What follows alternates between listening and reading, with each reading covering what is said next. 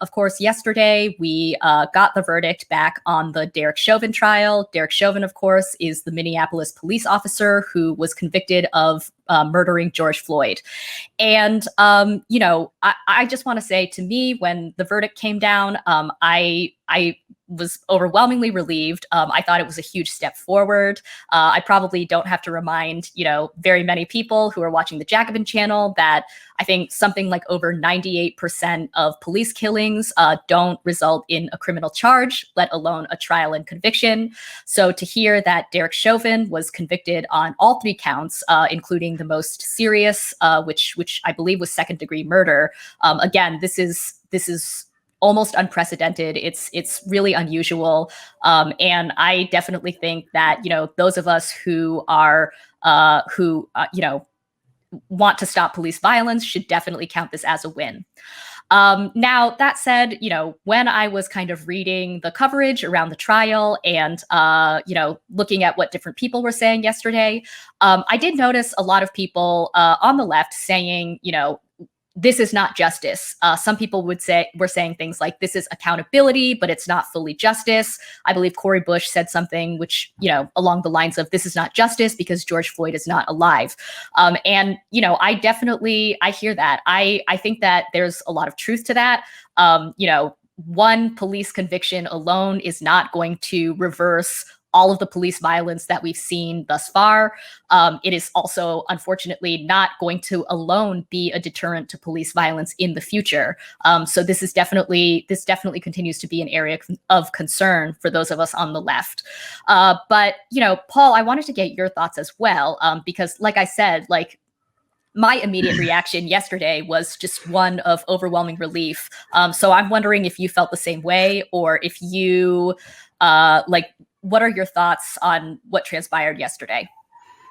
Yeah, I definitely shared your thoughts in terms of, the relief and just feeling like, this was the obvious thing that should have happened. And, and I hear what people are saying in the sense of this should be so simple. We had the video, the guy was clearly murdered, so I guess I get, on the one hand, we shouldn't celebrate for what should be a simple case of, determining that this guy was murdered. But, I think on the other hand, sometimes I think most people understand that, I think most people get it. They know that this is not going to be the end of police brutality and racism. So I think it is good to kind of claim a victory. And again, victory is not in the long-term sense or in the broadest possible sense. But I think as a movement, and the movement that's been around, criminal justice and police brutality, I think it is important to say to people, it's possible to change things. And this is one small example of that. Look, I've been critical on this show, as people know, about the Black Lives Matter movement, but it's worth saying, I just don't think we wouldn't be here really talking as much about police brutality. I don't think the spotlight would be on policing if it weren't for that movement. And I think that's worth saying. And I think, it's worth claiming this as this is a great example of, holding police to more accountability and getting some measure of justice. Mm-hmm. Yeah, agree. I also wanted to ask you about the question of police reforms. I know that this is something we've talked about in the past. This is a very fraught issue on the left, I feel, right? Because, reforms are associated with a kind of liberalism, I think. This idea that if you just simply introduce more body cams, or, you ban no-knock warrants, there's a lot of disagreement about how far that those kinds of measures go. Obviously, sensitivity training for police officers, lots of people on the left are critical of that. There's again not much evidence that makes much of a difference.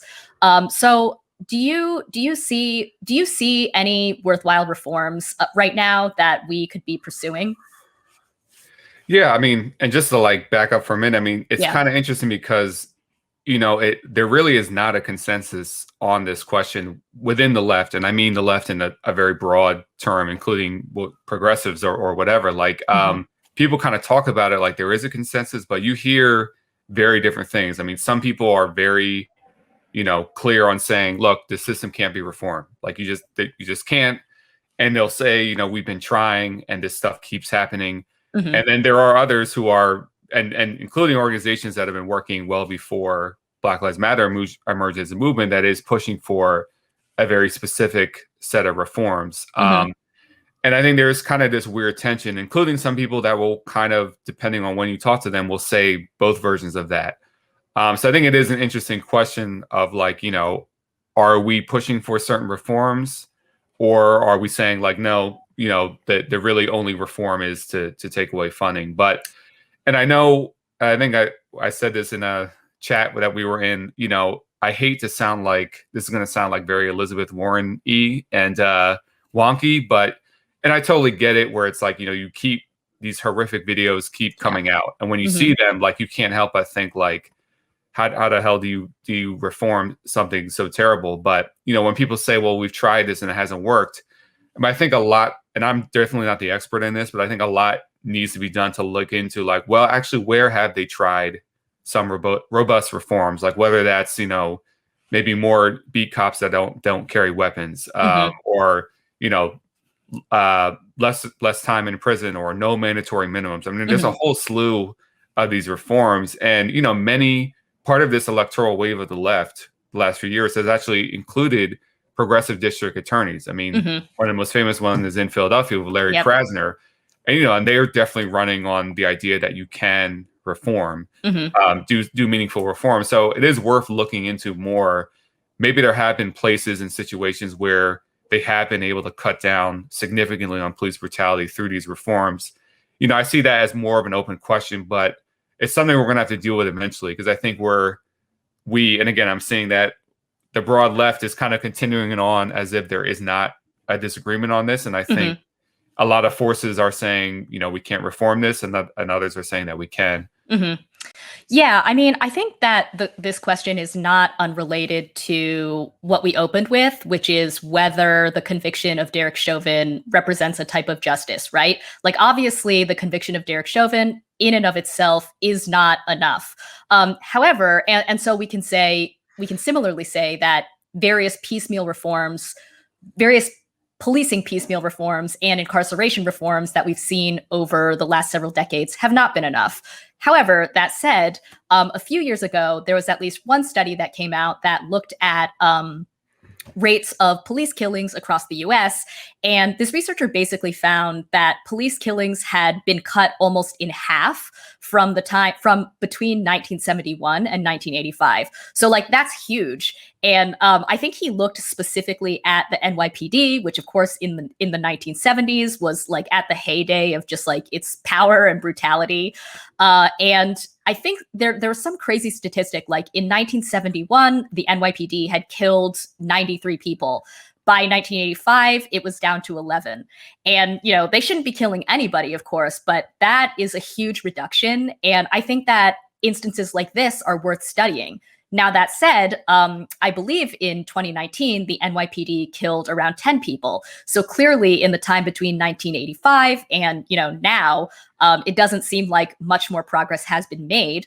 So it's I think it's fair to say that perhaps the reforms that, were put in place in the 1970s have kind of plateaued, or maybe they didn't go far enough. I think that seems clear. But I mentioned this example because the reforms that were enacted were things like that I think on the left, we often think of as like, oh, like, what is this going to do? Like, it was stuff like increased training, like every year you have to like relearn how to fire your weapon and like what to do if, you have to like retake a firearm safety course. It was stuff like, teaching cops not that they shouldn't be like shooting at fleeing suspects or moving cars, stuff like that. And, obviously, that didn't stop all of the police violence. And I'm sure there were many police officers who continued to violate, those guidelines or those rules. But it's not nothing that the number of police killings dropped by half. I mean, that's wild. Right. Yeah. And I think, and I do mean this sincerely. This might come off like I'm being an asshole, but I swear I'm not. And I'm just trying to think from the organizer's perspective. And like, I haven't personally been involved in like police brutality organizing per se, besides like, showing up to demonstrations. But it's like, what is the message if you're saying we can't reform this? It's hard. I don't see what the message is as an organizer. And you know, it's not a message based on saying we think the police are going to reform themselves. No, I think it's just saying like we can pressure to push through a whole slew of reforms. And I think, you know, from the socialist perspective, I think those reforms need to be coupled with, you know, other economic reforms that I think undermine the basis for so much of this as well. But I think as an organizer, it's always a question like if you're kind of saying there's not really hope, I don't know how you go about organizing around it. Right, right.